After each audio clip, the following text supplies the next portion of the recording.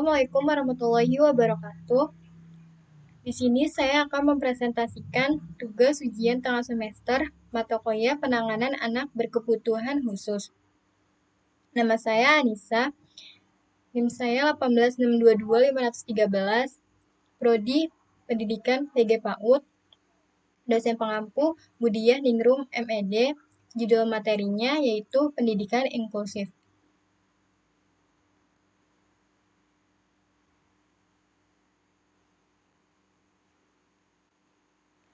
Pengertian pendidikan inklusif. Pendidikan inklusif adalah sistem penyelenggaraan pendidikan yang memberikan kesempatan kepada semua peserta didik yang memiliki kelainan dan memiliki potensi kecerdasan dan atau bakat istimewa untuk mengikuti pendidikan atau pembelajaran dalam satu lingkungan pendidikan secara bersama-sama dengan peserta didik pada umumnya.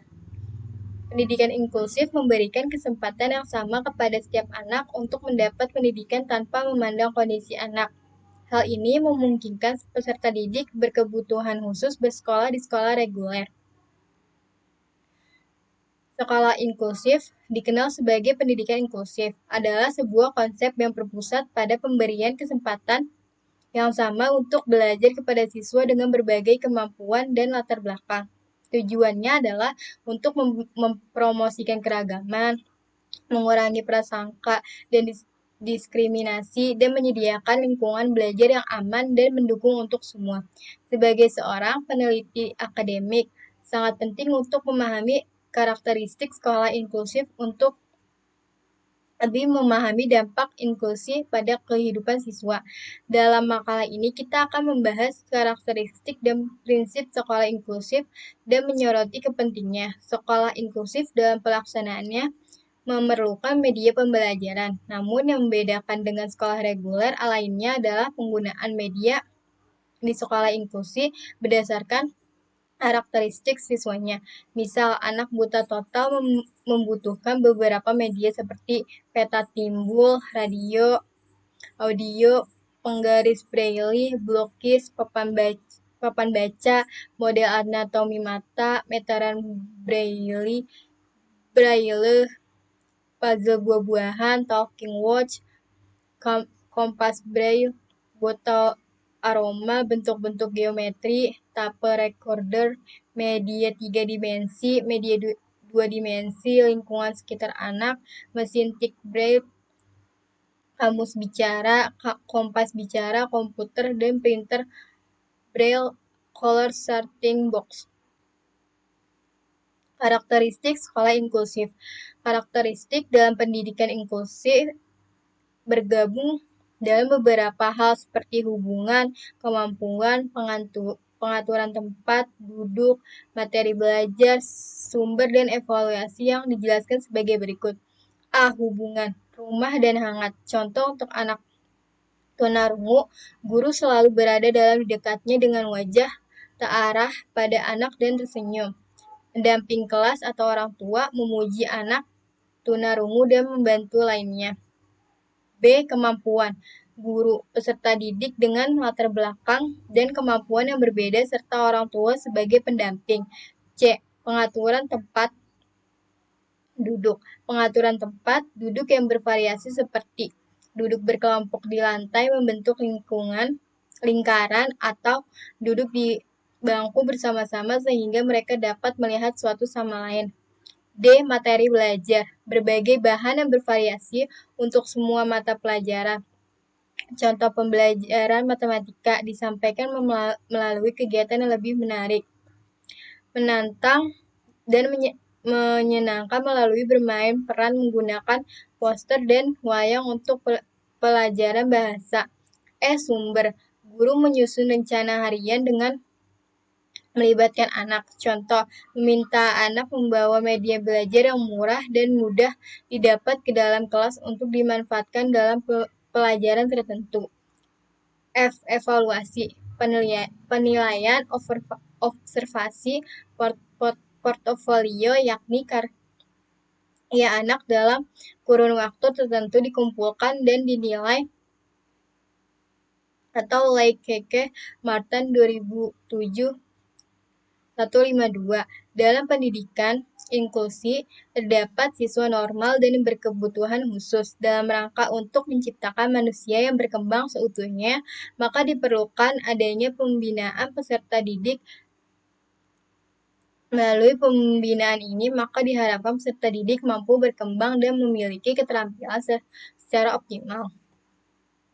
Sekolah diatur oleh prinsip-prinsip pendidikan inklusif, seringkali didasarkan pada serangkaian prinsip yang memandu aktivitas mereka sehari-hari. Meskipun masing-masing sekolah bekerja sedikit berbeda, dalam banyak kasus karakteristik mereka sangat mirip. Di sekolah-sekolah ini, akses diizinkan untuk semua jenis siswa, terlepas dari karakteristik atau keadaan pribadi mereka. B. Mereka mengajar bahwa kualitas hidup anak-anak meningkat di semua bidang, dan tidak hanya di tingkat pembelajaran. C. Guru memiliki peran membimbing dan mendukung, bukan hanya mendedikasikan diri untuk mentransmisikan pengetahuan di kelas master. D. Sekolah berbasis pendidikan inklusif melihat anak sebagai pribadi yang mandiri dan cakap, yang dapat mencapai transformasinya sendiri. Guru harus mengevaluasi kinerja siswa tidak hanya berdasarkan hasil akademik mereka, tetapi juga pada faktor-faktor lain seperti kemampuan mereka atau kemajuan mereka secara keseluruhan. F. Memiliki program penyelenggaraan pendidikan yang inklusif. G. Memiliki tenaga pendidik yang kompeten dalam pendidikan inklusi. H. Memiliki sarana dan prasarana, media, sumber belajar yang disable.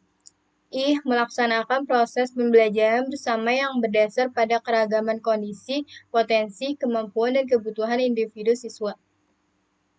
Tujuan pendidikan inklusif. Secara umum, pendidikan adalah usaha sadar dan terencana untuk mewujudkan suasana belajar dan proses pembelajaran agar peserta didik secara aktif mengembangkan potensi pribadinya untuk memiliki kekuatan spiritual, keagamaan, pengendalian diri, kepribadian, kecerdasan, akhlak mulia, dan keterampilan diperlukan dirinya, masyarakat, bangsa, dan negara. Undang-Undang Nomor 20 Tahun 2003 Pasal 1 Ayat 1. Oleh sebab itu, inti dari pendidikan inklusi adalah hak asasi manusia atas pendidikan. Suatu konsekuensi logis dari hak ini adalah semua anak mempunyai hak untuk menerima pendidikan yang tidak mendiskriminasikan dengan kecacatan etnis, agama, bahasa, jenis kelamin, kemampuan, dan lain-lain. Menurut Ilahi 2016, pendidikan inklusif memiliki tujuan untuk memberikan kesempatan yang seluas-luasnya kepada semua peserta didik yang memiliki kelainan fisik, emosional, mental, dan sosial atau memiliki potensi kecerdasan dan bakat istimewa untuk memperoleh pendidikan yang bermutu sesuai dengan kebutuhan dan kemampuannya, serta mewujudkan penyelenggaraan pendidikan yang menghargai keanekaragaman dan tidak diskriminatif bagi semua peserta didik. Menurut Budianto atau 2017, pendidikan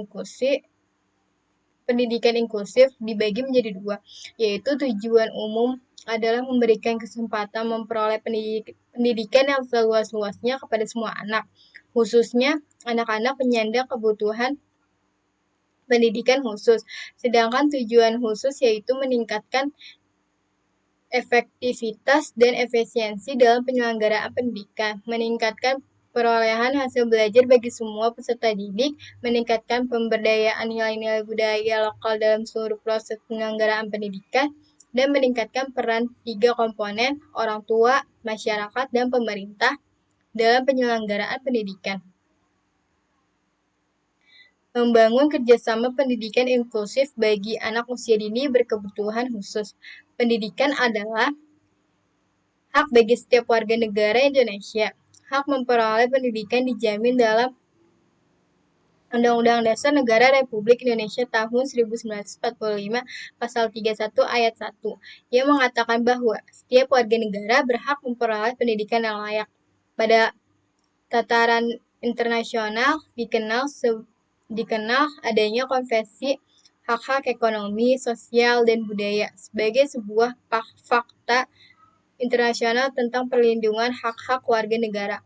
Salah satu pasal dalam konvensi tersebut adalah pengaturan hak-hak warga negara dalam pendidikan disahkan pada tahun 1966. Demikian pula Konvensi Internasional dalam bidang pendidikan di Dakar, Senegal Afrika Selatan tahun 2000 telah mengamatkan semua negara untuk wajib memberikan pendidikan dasar yang bermutu secara gratis kepada semua warga. Indonesia juga turut terlibat dalam kesepakatan SDGs atau Sustainable Development Goals yang telah disepakati oleh negara-negara anggota PBB pada tahun 2015 sebagai tindak lanjut. Presiden telah mengeluarkan peraturan Presiden nomor 59 tahun 2017 tentang pelaksanaan pencapaian tujuan membangun berkelanjutan. Salah satu dari 17 tujuan yang akan dicapai adalah menyediakan pendidikan yang berkualitas, inklusif, dan kesetaraan untuk mendukung kesempatan belajar sepanjang hayat bagi semua. Penyusunan produser operasi standar atau POS pendidikan PAUD inklusif merupakan upaya untuk menata pemenuhan hak memperoleh pendidikan bagi anak usia dini yang memiliki kebutuhan khusus, sehingga mereka dapat menikmati pelayanan yang berkualitas, inklusif, dan berkesetaraan. POS ini diharapkan dapat membantu terlaksananya pembelajaran yang mampu membentuk sikap, pengetahuan, dan keterampilan peserta didik yang lebih konsisten sejak awal, sehingga mereka mampu berkembang menjadi sumber daya manusia yang memiliki kompetensi, sikap beragama, kreatif, inovatif, dan berdaya asing. Tanggung jawab dalam memberikan layanan ini harus dipikul bersama antara pemerintah, pengelola atau lembaga PAUD inklusif, orang tua, serta masyarakat. Kolaborasi orang tua dan guru sangat diperlukan untuk mensukseskan intervensi dini dan mengingat usia anak yang masih kecil. Keterlibatan orang tua itu sendiri merupakan sebuah faktor yang dapat mendorong serta menentukan perkembangan anak untuk mewujudkan pembelajaran yang optimal di masa usia kemasan anak. Kolaborasi yang dilakukan antara guru dan orang tua bertujuan untuk membangun komunikasi keduanya dalam memantau perkembangan belajar siswa. Artinya, orang tua tidak sepenuhnya memberikan tanggung jawab perolehan hasil belajar yang baik hanya kepada guru. Namun, lebih dari itu, orang tua dapat melanjutkan apa yang telah dipelajari siswa di sekolah untuk diulangi kembali di rumah. Peran orang tua dan guru